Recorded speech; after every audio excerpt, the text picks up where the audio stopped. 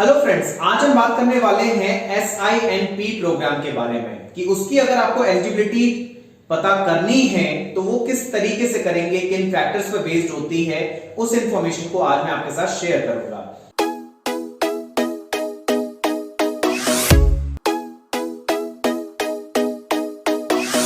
तो मैं आपको बताने वाला हूं कि SINP के लिए आप अपनी एलिजिबिलिटी घर पे बैठे कैसे चेक कर सकते हैं। तो आइए शुरू करते हैं।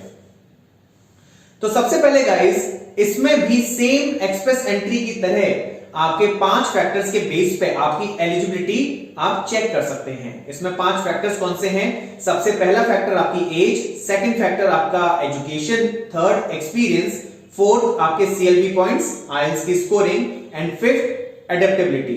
तो सबसे पहले एज के फैक्टर की बात करते हैं। आपकी स्क्रीन पर भी आ गया होगा। एज में अगर आपकी एज 22 से 34 के बीच में है तो आपको हाईएस्ट पॉइंट्स मिलते हैं, वो होता है आपका 12। 35 से 45 के बीच में है तो आपको मिलते हैं पॉइंट्स 10। अगर 46 से 50 के बीच में है तो मिलते हैं 8 पॉइंट, और 50 से ऊपर पे मिलते हैं आपको 0 पॉइंट्स। अब बारी आती है एजुकेशन की। एजुकेशन में जो मैक्सिमम पॉइंट्स होते हैं वो होते हैं 23।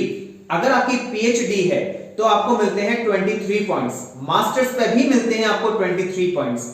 बैचलर्स पे मिलते हैं आपको 20 points and 3 year diploma after your 12th मिलते हैं 20 पॉइंट्स।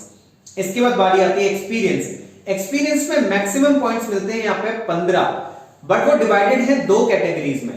पहली कैटेगरी कि 5 साल के अंदर, लास्ट 5 इयर्स के अंदर आपको कितना एक्सपीरियंस है। अगर लास्ट 5 इयर्स में आपको 5 साल का एक्सपीरियंस है तो मैक्सिमम पॉइंट्स मिलते हैं 10। 4 साल का है तो मिलते हैं 8, 3 साल का है तो मिलते हैं 6, और अगर 2 साल का है तो मिलते हैं 4 पॉइंट, और अगर 1 साल का एक्सपीरियंस है तो मिलते हैं 2 पॉइंट। इसी तरह से लास्ट 6 to 10 इयर्स, 6 से 10 साल के बीच में जो आपका एक्सपीरियंस है, अगर वो 5 साल का है तो आपको मिलते हैं 5 पॉइंट्स, और वो 4 साल का है तो मिलते हैं 4 पॉइंट्स। वो अगर 3 साल का है तो मिलते हैं 3 पॉइंट्स। 2 साल का एक्सपीरियंस है तो मिलते हैं 2 पॉइंट, और अगर 1 साल या उससे कम है तो मिलते हैं 0 पॉइंट्स। तो इस तरीके से आपको मैक्सिमम पॉइंट्स मिलते हैं 15। अब इसके बाद आगे चलते हैं हमारे आईएलटीएस के। आईएलटीएस में जो आपके CLB पॉइंट्स बनते हैं, अगर CLB 8 और हायर है तो आपको मिलते हैं 20 पॉइंट्स। अगर CLB 7 है तो आपको मिलते हैं 18 पॉइंट्स। CLB 6 है तो मिलते हैं आपको 16 पॉइंट्स। CLB 5 है तो मिलते हैं 14 पॉइंट्स एंड CLB 4 है अगर तो मिलते हैं 12 पॉइंट्स। तो गाइस, आपने देखा CLB 4 पे भी यहाँ पे पॉइंट्स मिलते हैं।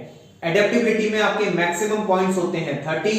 अगर आपका कोई कनेक्शन है सस्केचुअन में, या कोई आपने वहां पर किसी कंपनी ने आपको ऑफर लेटर दे रखा है, तो जॉब ऑफर दे रखा है तो गाइस, इस तरीके से आप इसमें पॉइंट्स कैलकुलेट करते हैं।